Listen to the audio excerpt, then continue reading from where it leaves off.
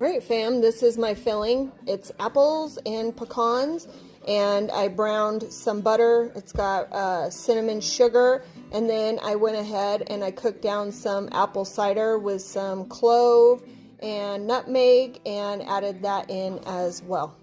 And I threw in some of my bourbon vanilla.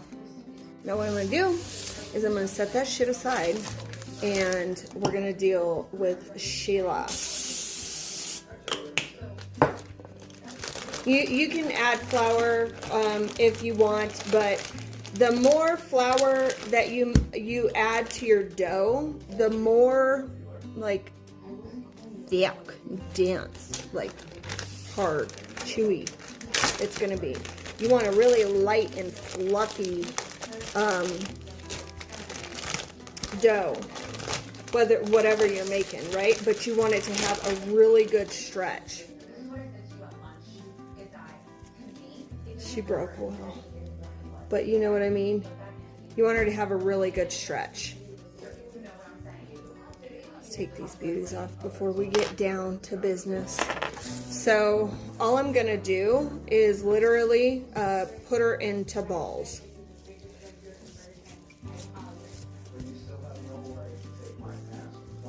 I'm watching reruns because I don't have time to sit down and concentrate. My dough's really cold. I just pulled it out of the fridge, but that way she'll do most of her rising in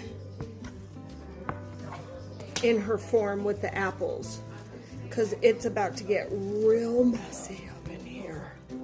The messier, the better. Freaking. With Sheila, once I'm ready to use her, I like to, if you're making like a sweet dough, use warm milk and a little bit of butter. It'll kind of give you a little bit of a brioche dough.